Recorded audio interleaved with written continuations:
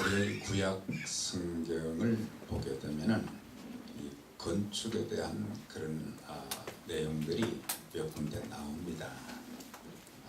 성막을 건축하고 또 성전을 건축하고 또한 성벽을 재건하는 그런 내용들이 있는데 이런 것들을 통해서 이렇게 많은 교훈을 우리에게 주고 있습니다. 사실 이런 건축은 저도 이렇게 건축을 해봤지만 정말 쉬운 일이 아닙니다. 참 불가능한 일들이 참 많이 있었지만 하나님의 명령에 순종하는 사람들이 사심을 버리고 공심을 가지고 서로 협력하는 가운데 이 귀한 성막 건축 또 성전 건축 또한 성벽의 건축이 완성되었던 것을 볼 수가 있습니다.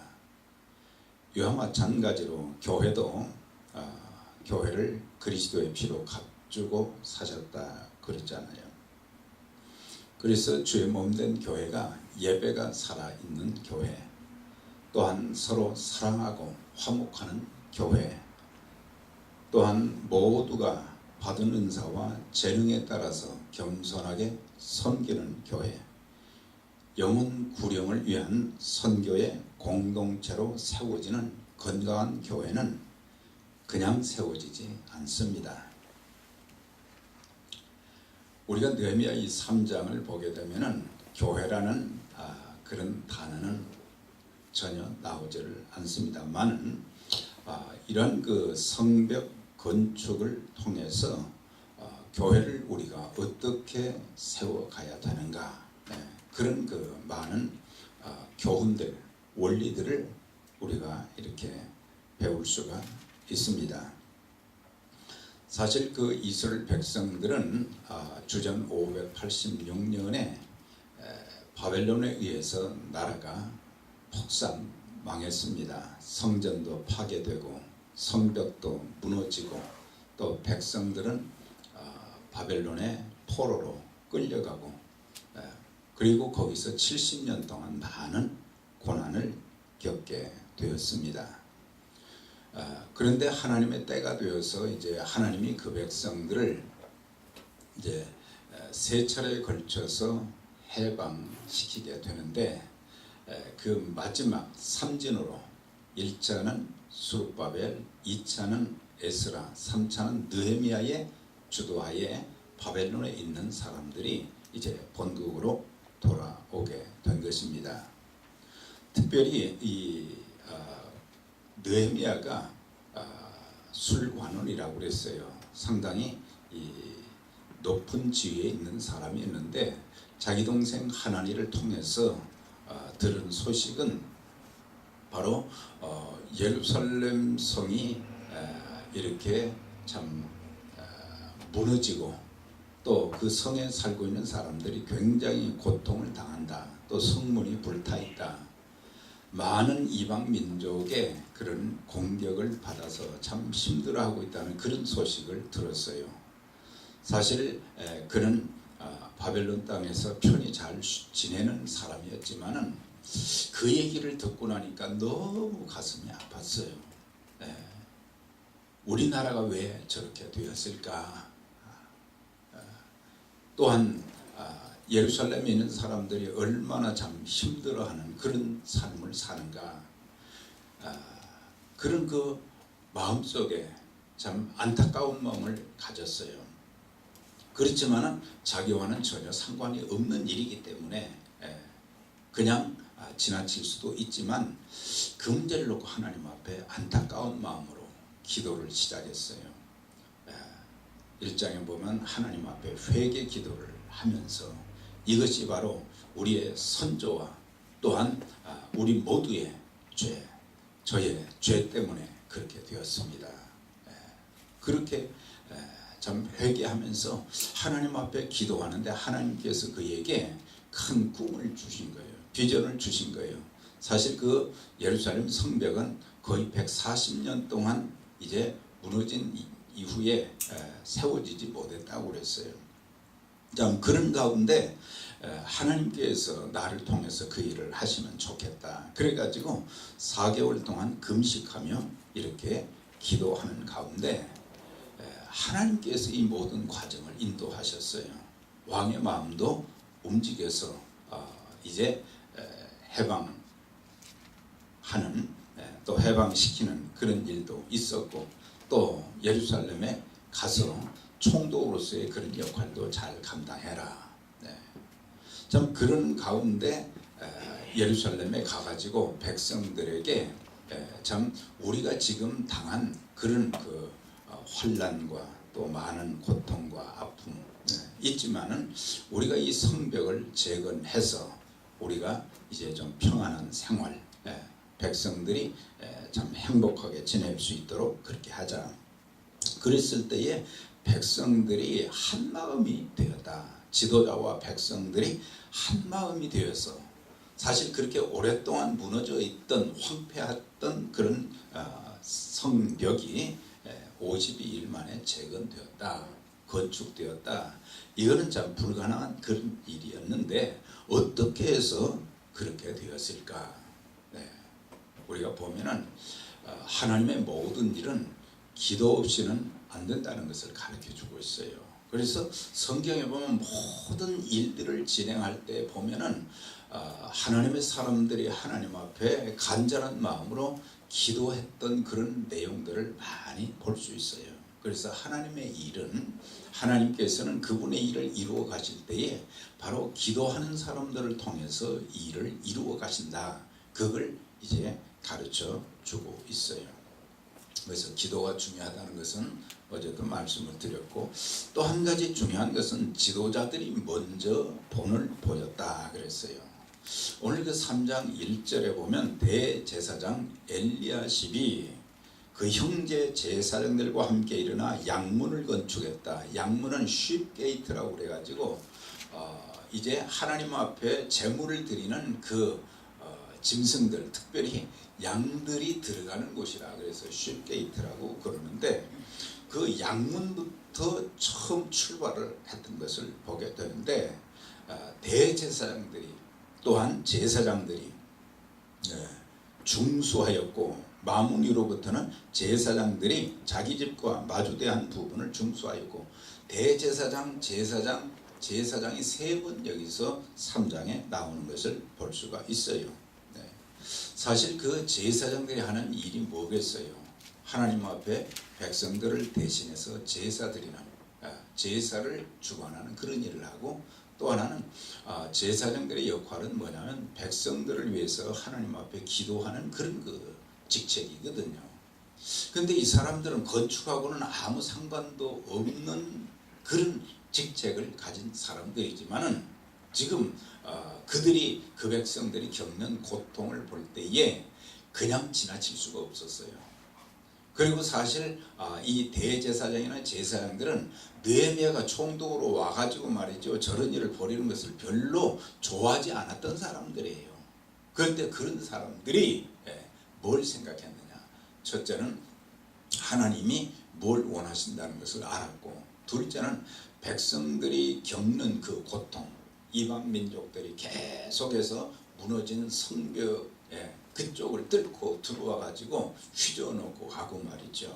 참 그런 상황 속에서 하나님의 뜻과 이 백성들이 겪는 그 고통을 그냥 지나칠 수가 없어서 그래서 맡겨준 그 일 양문에서부터 어디서 어디까지 그 모든 일들을 이렇게 충실히 감당했던 것을 볼 수가 있습니다. 그래서 우리가 참 지도자들이 이렇게 본을 보였다.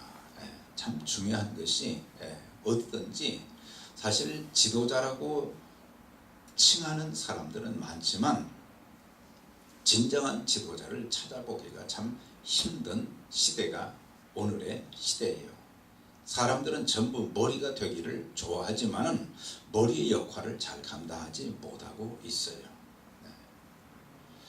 예수님께서도 이제 십자가를 지시기 전에 이제 제자들을 불러 모아 놓으시고 또 주의 만찬도 하시면서 또 제자들의 그 발을 이렇게 하나씩 씻겨 주시면서 제자들이 너무 황송한 거예요. 왜 우리 발을 씻어 주십니까? 그때 주님께서는 바로 내가 발을 씻겨준 이것을 보고 너희들도 내가 행한 것처럼 너희들도 행하기를 원해서 본을 보였다. 그렇게 말씀했어요. 그래서 예수님께서는 제자들의 발을 씻겨주는 것은 이거는 아래 하류층의 사람들이 또 하인이 주인의 발을 씻어주는데 그것을 통해서 지도자들은 섬겨야 된다. 그걸 말씀해 주고 있어요. 지도자가 되면 사람들은 높임 받기를 원하고 이름 나기를 원하고 그러는데 참 지도자는 섬기는 자들이다. 군림하는 자가 아니라 바로 겸손히 섬기는 그런 직책이다 라고 하는 것을 보게 되고 사도 바울도 항상 이제 그의 서신서를 통해서 내가 그리스도 예수를 본받은 것처럼 너희들도 나를 본받으라. 그래서 지도자가 된 사람들은 바울은 그리스도를 본받았다 그랬어요. 그리스도께서 어떻게 하늘 보좌를 버리시고 이 땅에 오셔서 섬기셨는지 그런 것들을 통해서 이제 나도 그리스도를 본받고 또 나를 본받아서 여러분들도 이렇게 하시기를 바랍니다. 이거죠. 사역자들과 교사, 직분자들은 모든 일에 솔선수범해야 되는 것입니다. 초신자들은 먼저 믿은 자들이 또 교회 직분자들이 예배 생활을 어떻게 하는가, 기도 생활을 어떻게 하는가, 헌금 생활을 어떻게 하는가, 언어 생활을, 봉사 생활을, 가정 생활을 어떻게 하는지 그것을 보고 배운다는 사실이에요. 집에서 어린아이들이 이제 부모의 삶을 보면서 배우게 되는 거죠. 그만큼 한마디 한마디 하는 말도 또 사는 모습도 일하는 모습도 그것이 본이 되어야 된단 말이죠. 그 다음에 교회가 어려운 일을 겪게 될 때에 그 어려운 문제를 어떻게 이 교회 직분자들이 리더들이 풀어가는가 그런 것을 또 보고 배우는 거예요. 그런데 그것을 지도자들이 잘못하게 되면 그 다음부터는 배울 것이 없기 때문에 더 교회가 또 수렁 가운데 빠지는 그런 일들이 있어요. 그래서 그 사람들은 신앙생활을 이렇게 하는구나, 교회를 섬기는 일은 이렇게 하는구나, 직분자들은 과연 참 이렇게 다르구나, 이런 모습들이 그들에게 보여지게 될 때 그 사람들이 교회 생활을 잘할 수 있는 거예요.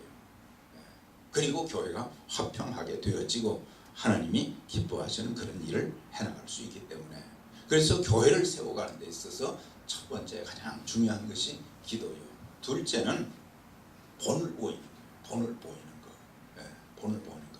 그 다음에는 모든 백성이 서로 협력하여 이름으로 그 성벽을 재건할 수 있었다는 것입니다. 우리가 이 3장을 자세히 이렇게 읽어보면 뭐 계속 반복되는 것 같지만 여기에 75명의 이상의 사람들이 등장을 하게 됩니다. 그러니까 성벽 재건은 어떤 한 사람에 의해서 된 것이 아니고 모든 사람들이, 수많은 사람들이 한 마음으로 여러 분야에서 같이 일을 했기 때문에 그 공사를 마칠 수 있었다고 하는 거예요. 우리가 그 성경을 보면 그 다음 그랬죠. Next to him, next to them. 그 보면은 계속해서 그 다음 그랬어요. 그러니까 제사장들이 여기서 여기까지 하면 그 다음에 또 사람들은 여기서 저기까지 하고 빈틈이 없이 그들에게 주어진 그런 책무를 충실히 협력하면서 감당했던 것입니다. 이것을 통해서 우리는 뭘 배울 수 있어요? 하나님의 일에는 이 개인주의가 통하지 않는다. 하나님의 일은 연합하는 것이다. 그리스도의 몸이라고 그러잖아요. 교회를. 몸에는 많은 지체가 있습니다. 우리 몸에 많은 지체들이 이렇게 자기 일도 잘하면서 연합하는 가운데 우리 몸이 건강한 것처럼 그리스도의 몸된 교회도 마찬가지예요. 그 다음은 다스리는 자, 그의 딸들이, 그 다음은 그들의 형제들이, 그 다음은 그 아들이, 쭉 보면은 모두가 다 한 마음이 되고 하나가 되었던 것을 볼 수가 있어요.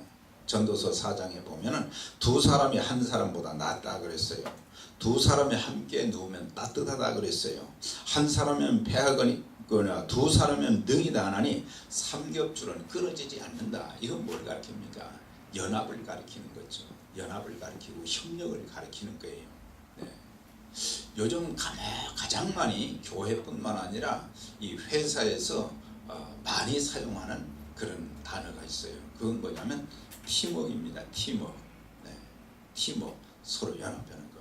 그래서 회사도 법인이라고 그러잖아요. 혼자 주인이 아니에요. 여러 사람들이 주인이 되어서 연합해서 할 때에 그 회사도 잘 될 수가 있거든요. 그러니까 신앙생활도 마찬가지예요. 참 한평생 신앙생활, 교회생활 하다 보면 별의별 일들이 많거든요. 그러다가 열심히 하려다가 또 넘어지는 사람들, 실족하는 사람들 얼마나 많습니까? 그때 우리가 그 사람들을 참 세워주고 격려하고 위로하고 그렇게 해서 같이 세워져 가야 되고, 하나님의 교회도 같이 세워가는 그런 교회가 되지, 어떤 한 사람 때문에 교회가 이렇게 건강하게 되는 거, 또 발전이 되는 거, 사역이 아름답게 되는 게 그게 아니에요. 사실 우리가 선교를 한다든지 교회 모든 일을 할 때에 이렇게 서로 연합하는 거, 사실 우리가 목장이나 기관 이렇게 하는 것은 뭐겠어요? 서로 연합하자는 그런 의미거든요. 연합할 때에 힘이 나고 또 더 많은 열매도 맺을 수 있고, 그 리더십의 대가라고 불리는 존 맥스웰이 팀워크를 혁신하는 17가지 불변의 법칙이 있다고 그랬는데, 그 중에서 이 팀워크를 이루는 사람들이 치러야 될 대가 4가지를 설명을 했어요. 첫째는 희생, 둘째는 시간의 헌신, 셋째는 개인의 발전, 넷째는 이타심. 이게 있어야 된다. 그러니까 팀워크를 이루어서 일할 때 희생이 있어야 된다. 수고가 있어야 된다. 땀을 흘려야 된다. 그러니까 적게 이루고자 하는 자는 적게 희생하고 많이 이루고자 하는 자는 많이 희생한다. 희생. 두 번째, 시간의 헌신은 뭐예요? 팀워크를 통해서 하고자 하는 일을 위해서는 우리의 시간을 지불해야 된다. 시간을 내야 된다 이 말이죠. 세 번째는 개인의 발전이에요. 그러니까는 팀워크를 이루는 사람들이 능력이나 스킬이 없으면 그 일을 잘 할 수가 없어요. 그러니까는 모두가 발전해야 돼요. 신앙생활도 잘하기 위해서는 영적인 면에서도 신앙이 성장해야 되고, 인격적인 면에서도 성장이 돼야 되고, 그러니까 훈련이 필요한 거예요. 끊임없이 자기 개발이 있어야 되는 거예요. 개발이 없는 사람들은 발전이 없고 미래가 없어요. 열매도 없어요. 그 다음에 이타심. 운동선수들 보면요, 축구선수들 보면 자기 혼자 말이죠, 골을 넣으려고 하는 사람들은 넣지도 못하고 실수를 많이 해요. 그런데 팀워크가 잘 되면, 그래서 자기가 골을 넣는 것보다는 저 사람한테 패스해가지고 그 사람이 골을 넣을 수 있도록. 그래서 팀워크가 그만큼 중요한 거예요. 나보다 더 중요한 것은 다른 사람들과 같이 하는 것. 세 종류의 사람이 있는데, 방관자형, 그냥 무슨 일이 있든지 그냥 무관심하고 어떻게 하는가 보자, 그런 사람들이 있고, 또 어떤 사람들은 독불장군형이 있어요. 그냥 혼자 뭔가를 좀 다 해보려고 하는. 그 다음에 중요한 건 팀원이 되어서 협력하는 형. 그런 사람들이, 하나님의 일은, 또 사회의 모든 일들은 협력하는 사람들을 통해서 이루어지는 거예요. 3장 5절에 보면 귀족들은 주의 역사에 담부하지 아니하였으며 그랬어요. 그러니까 그렇게 온 백성들이 연합해서 열심히 자기의 맡은 일을 잘 하고 있는데 귀족들은 담보하지 않았다는 것은 흙도 파지 않고 공사에 참여도 안 했다는 거예요. 참 보기 싫은 사람이 어떤 사람이겠어요? 귀족들이에요. 교회 안에는 귀족이 있어서는 안 된다는 사실이에요. 특별 대접만 받으려고 하는 사람이 있어서는 안 돼요. 모두가 서로 연합하는 거예요. 팔을 걷어붙이고 말이죠. 땀을 흘리고. 그런데 일을 하는 사람들이 있고 또 어떤 사람들은 대접만 받으려고 하는 사람들이 있고 그러면 안 된다는 거죠. 귀족이 있어서는 안 된다. 으뜸되기를 좋아하는 디오드레베가 이 사람은 항상 으뜸되는 것만 좋아했다 그랬거든요. 섬기지 않고 섬기려고 하는 사람들을 말이죠. 교회에서 내쫓고 말이죠. 그런 사람들. 그래서 우리가 이렇게 참 협력하는 거. 그 다음에 은사와 재능, 직책에 따라서 충성했기 때문에 성벽 건축이 아름답게 이루어질 수 있었다. 아까 75명 이상의 사람들이 나온다고 그랬잖아요. 직종도 15개의 그 특별한 직종들이 나옵니다. 거기 보면은 금장색, 대장장이죠. 향품장사, 또 장사하는 사람들, 다스리는 사람들 쭉 설명해 주는데 거기에 보면은 자기 직업에 맞는 그런 일을 맡겨서 하게 했던 것을 보게 돼요. 이걸 신학적인 의미로 말하면 사람들에게는 각자 은사와 재능이 있잖아요. 그 은사와 재능에 따라서 이것을 어사인하는 거죠. 이렇게 맡기는 거예요. 그러니까 은사와 재능에 따라서 교회를 배치하게 될 때에 효과가 훨씬 많다고 하는 것입니다.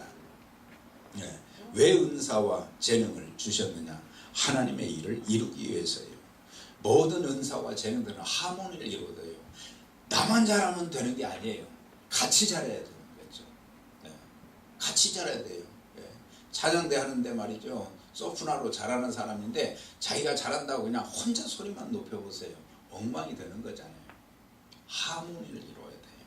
이렇게 보면서 내가 같이 맞춰주고 서로 협력하고 그게 필요한 거예요. 그러면서 양문부터 시작해서 양문까지 오는 그 넓은 성벽을 말이죠. 그들은 참 연합해서 또 자기 직종에 따라서 은사와 재능에 따라서 또 최선을 다했던 것을 보게 돼요. 그러니까 허술하게 공사를 하지 않았다는 것입니다. 그들 모두가 충성스럽게 일을 감당했어요.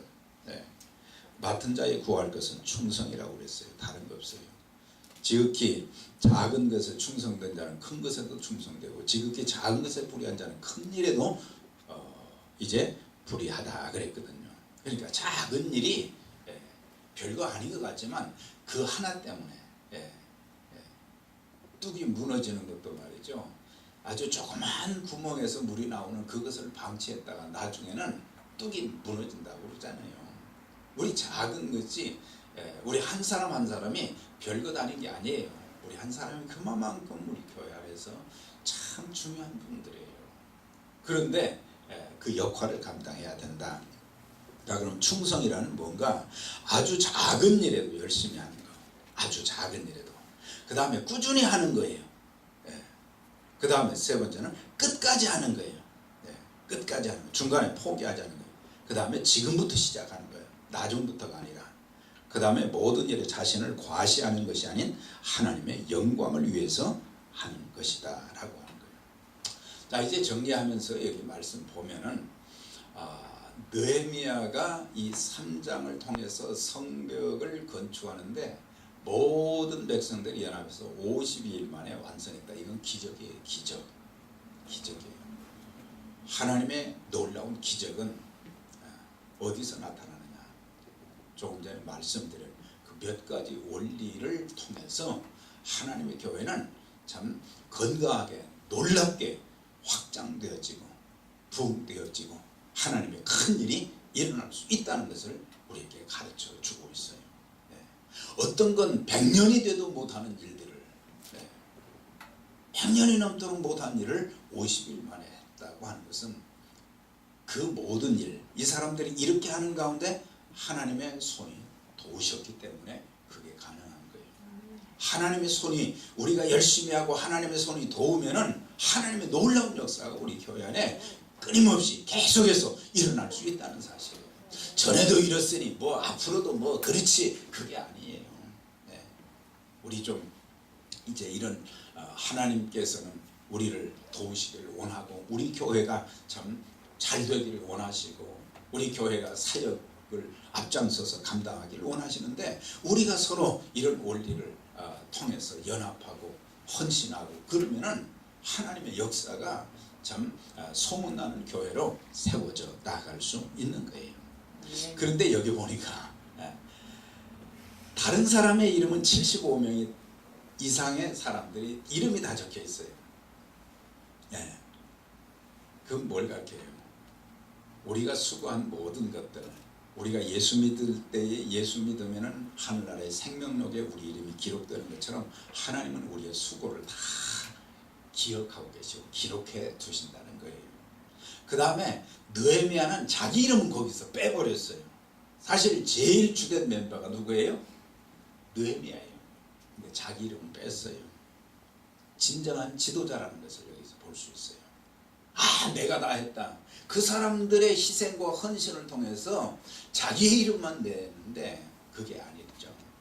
자기는 쏙 빠졌어요. 자, 15절 16절 성역사가 50일 만에 엘룰월 25일에 끝남에 이 역사를 우리 하나님이 이루신 것을 알미니라. 끝에 뭐라고 했어요? 느헤미야는 자기 이름은 뺐지만 이 역사는 사람들이 수고했지만 하나님이 도와서 하신 일입니다. 그렇게 하고 영광을 돌리는 것을 보게 돼요. 이게 아름다운 교회를 세워가는 중요한 원리들입니다.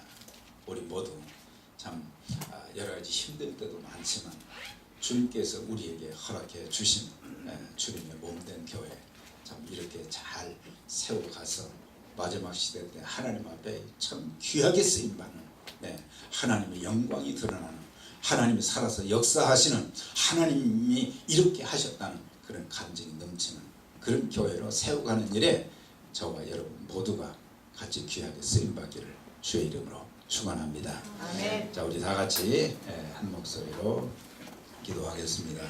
오늘은 여러분들이 일찍 가셔야 됩니다.